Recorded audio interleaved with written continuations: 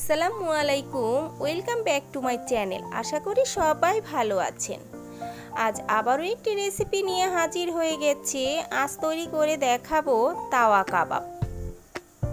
কাবাব শব্দটি শুনলে মনে হয় অনেক ঝামেলার একটি রেসিপি। বিশ্বাস করেন, এই রেসিপিটি তৈরি করা একদম সহজ। হাতের কাছে থাকা সামান্য কিছু ময় মশলা দিয়ে বানিয়ে ফেলা যায় মজাদার এই কাবাব রেসিপিটি। আর খেতে কেমন সেটি আমি নাই বললাম, আপনারা একবার হলেও বাসায় ট্রাই করবেন আর কেমন হয়েছে আমাকে কমেন্ট করে জানাবেন। চলুন তাহলে দেখে নেই কাবাবের এই রেসিপিটি তৈরি করতে কি কি উপকরণ লাগছে। তাওয়া কাবাব তৈরি করার জন্য প্রথমে আমাদের লাগবে মাংসের কিমা।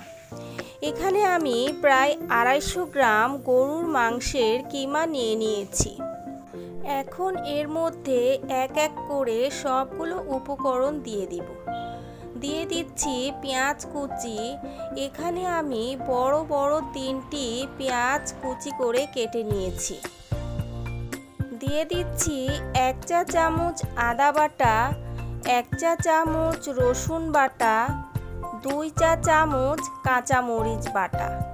এখানে আমি কাঁচা মরিচ বাটা দিয়ে দিয়েছি, আপনারা চাইলে গুঁড়া মরিচটাও দিতে পারেন। দিয়ে দিচ্ছি 1/2 চামচ হলুদ গুঁড়া, 1/2 চামচ ধনিয়ার গুঁড়া, 1/2 চামচ জিরার গুঁড়া, 1/2 চামচ গরম মশলার গুঁড়া, 1 চামচ মাংসের মশলা। এখানে আমি মাংসের মশলা দিয়ে দিয়েছি, আপনারা চাইলে এখানে মাংসের মশলার পরিবর্তে কাবাবের মশলাটাও ব্যবহার করতে পারেন। এখন দিয়ে দিব 1 চা চামচ চিলি ফ্লেক্স। এই কাবাবের মধ্যে ঝালের পরিমাণটা একটু বেশি হলে খেতে ভালো লাগে। আমি ঝালের পরিমাণটা একটু বেশি দিয়ে দিয়েছি। তারপরেও আপনারা আপনাদের পছন্দ মতো কম বেশি করে নিতে পারেন। দিয়ে দিব স্বাদ মতো লবণ আর 1/2 চামচ গোলমরিচের গুঁড়া।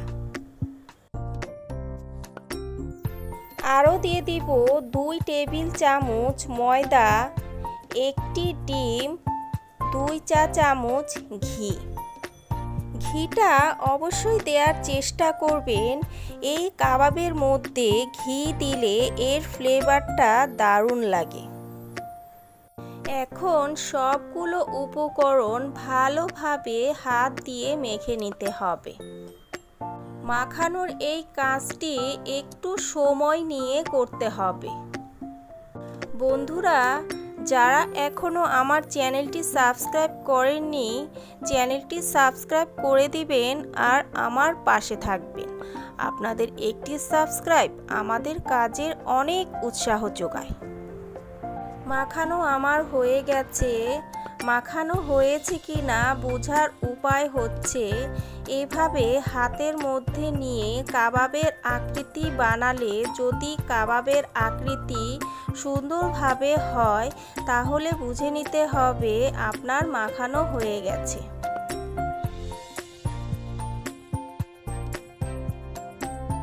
অন্যদিকে চুলায় একটি ফ্রাই প্যান বসিয়ে দিয়েছি। দিয়ে দিব সামান্য একটু তেল। তেলটা ফ্রাই প্যানের গায়ের সাথে ভালোভাবে ব্রাশ করে নিতে হবে। এই পর্যায়ে চুলার ফ্লেমটা একদম লোতে রাখতে হবে। এখন মেখে রাখা মাংসের মিশ্রণটি তাওয়ার মধ্যে দিয়ে দিতে হবে এবং হাত দিয়ে ভালোভাবে পুরো তাওয়ার মধ্যে সমানভাবে ছড়িয়ে দিতে হবে।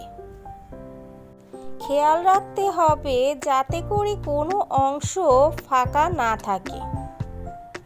সুন্দরভাবে চেপে চেপে বিছিয়ে নেওয়া আমার হয়ে গেছে। এখন তাওয়াটির চতুর্পাশ দিয়ে সামান্য একটু তেল দিয়ে দিতে হবে। তেল দেওয়া হয়ে গেলে একটি ঢাকনা দিয়ে ঢেকে দিব প্রায় 5 মিনিটের জন্য। এই পর্যায়ে চুলার ফ্লেমটা মিডিয়ামে রাখতে হবে। ফিরে এলাম 5 মিনিট পর। এখন একটি স্প্যাচুলা দিয়ে কাবাবটি কেটে দিতে হবে। কাটা হয়ে গেলে আবারও উপর দিয়ে সামান্য একটু তেল ছিটিয়ে দিতে হবে। এক পিঠ ভাজা হয়ে গেলে কাবাবগুলো আস্তে আস্তে উল্টে দিতে হবে। এভাবেই এপিঠ ওপিঠ উল্টে পাল্টে মুচমুচে করে ভেজে নিতে হবে। কাবাবগুলো আমার ভাজা হয়ে গেছে। এখন একটি থালার মধ্যে তুলে নিচ্ছি। তৈরি হয়ে গেছে খুবই মজাদার তাওয়া কাবাব। কাঁচা পেঁয়াজ এবং কাঁচা মরিচ দিয়ে আমি ডেকোরেশন করে নিচ্ছি। এটি এখন আপনি ভাত, পোলাও এবং রুটি বা পরোটা যাই দিয়ে খান না কেন একদম পারফেক্ট। রেসিপিটি খুবই সহজভাবে দেখিয়েছি। আশা করি আমার বন্ধুদের ভালো লেগেছে। যদি ভালো লেগে থাকে তাহলে ভিডিওতে একটি লাইক, কমেন্ট আর বেশি বেশি শেয়ার করে দিবেন। আল্লাহ হাফেজ।